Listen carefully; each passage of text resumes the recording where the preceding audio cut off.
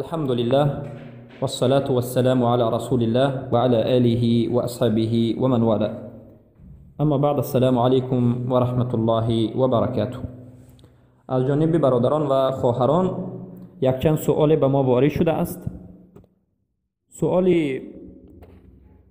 اول این است که پرسیده اند یک مردی که در حالت هم بستری شدن با زوجه اش زنش کودکدار نمی شود، آیا جایز است که طبیبان دکتران آب مردی یا که حجیره مردی این مرد را از کمرش بگیرند و به بچه‌دان زن با راه صنعی داخل بکنند و به این راه فرزندی به وجود آید؟ بارک الله فیکم. البته علما در این مسئله سخن کرده اند و کمی شرح و توضیح دادند.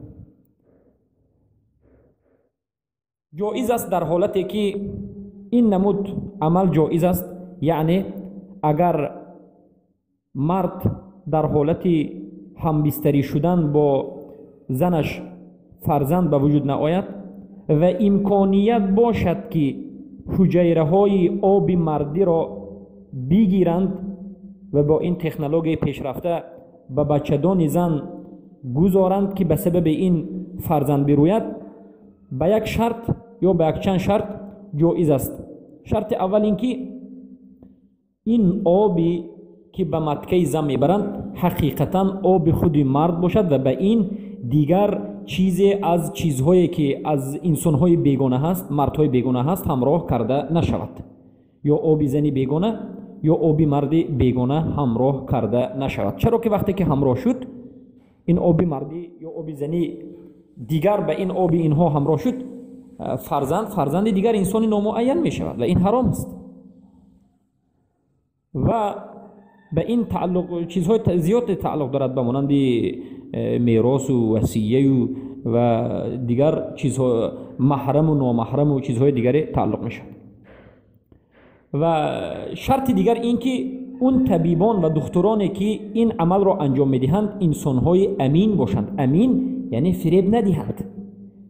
چرا که بعضی از دکترها طبیبان اینها عادل نیستند، فریبگر و دروغگوی هستند.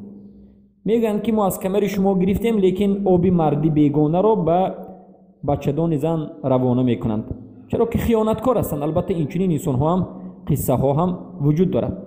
به خاطر همین ما میگیم که همان وقت این عمل جایز است که از آب خودی همون مرد باشد و حالت دوم شما در حقیقت باوری و اطمینان کامل داشته باشید که دکتران این طبیبان شما را فریب نمیدهند و انسانهای عادل هستند. البته مسلمان باشند فریب نمیدهند. در منطقه مسلمان نشین این عمل را انجام دادن باکی نیست. بارک الله فیکم.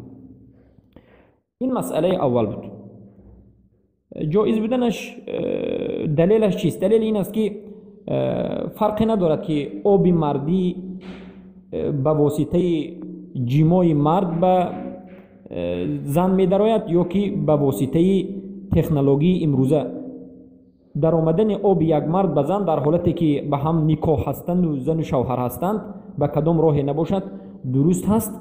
البته در حالت صحت بودن هیچ حاجت به این عمل ها نیست. وقتی که مریضی وجود دارد به این راه ها می توانید طلبی فرزند بکنید و این یک وسیله هست. البته فرزند به وجود آمدنش از جانب الله سبحانه و تعالی است.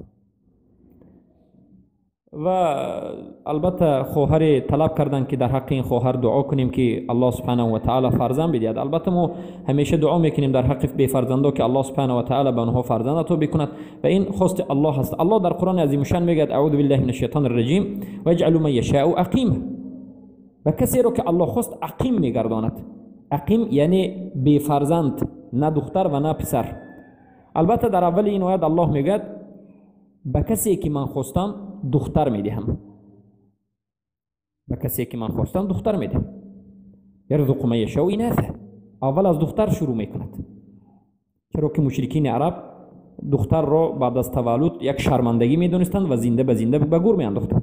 الله به ضد اونها اون عملشون را انکار کرد و گفت به کسی که من خواستم دختر میدم و یجعل و یرزق من یشاء ذکورا و به کسی که خواستم مرد ذکور را رزق میدم، یک پسر بچه میدهم و به کسی که خواستم هر دویش را هم پسر و هم دختر را نصیب میگردانم که این از همه نعمتی بالاترین است که الله سبحانه و تعالی به شما هم پسر و هم دختر بده و کسی را که خواستم عقیم میکنم. و اما البته علما برای فرزنددار شدن چندین راه ها را به من و شما بیان کرده اند. راه اول این کثرت الاستغفار است.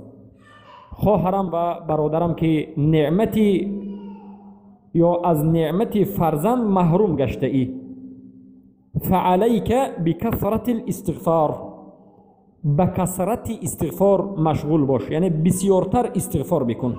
چرا که استغفار کردن سبب کشایش و سبب حل تمام مشکلات هاست. چخیلی که در آیه قرآن آمده است که زکریا یکی از رسولان الله سبحانه و تعالی وقتی که در محراب واقف بودند و استغفار میکردند و ذکر میکردند، ملائکه از جانب الله آمد و بشارت داد، اینی ابشرک بغلام اسمه یحیی، ما به تو بشارت میتیم از جانب الله به یک فرزندی که اسمش یحیی است که پیش از این چنین نامگذاری نشده است.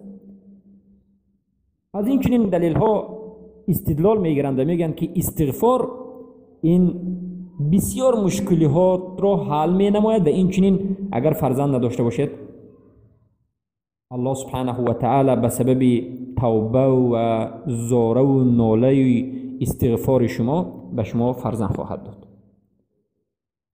و البته در حالت بی‌فرزندی این چنین انسان همیشه باید به تقدیر الله سبحانه و تعالی راضی باشد، چرا که این یک ابتلای الله است و این خواست الله است و این تقدیر است و راضی بودن به این تقدیر امر ضروری است و از سنجش الله گذشتن هم امر ضروری است. اما وقتی که کسی ناراضی می شود شاید انسان را به گناه کبیره و شاید به کفر هم برد. و علاج این را در غیر این راه ها، در راه های سحر و جادو و فالبینی و طبیب های زمانوی خرافاتی که اینها طبیب نیستند و جادوگر هستند و ساحر هستند، به واسطه اونها حل کردن این حرام است. به نزد ساحر و فالبین اونها رفتن که معروف است که کفر است، تصدیق کردنش کفر است.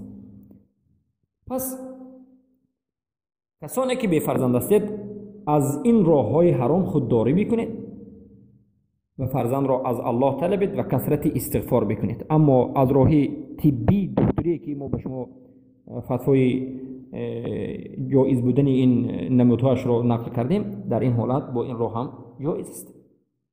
بارک الله فیکم. البته طب نبوی هم در این حالت وجود دارد. بعضی از طب ها به مانند استعمال کردن عسل، استعمال کردن روغن سیاهدان، دانه سیاه روغن این که به زبان عربی حبت السودا یا حبت البرکه میگویند، حجامه گرفتن که البته این شفایی که در سنت ذکر شده است. بارک الله فیکم. و این بود جواب این خواهر عزیز.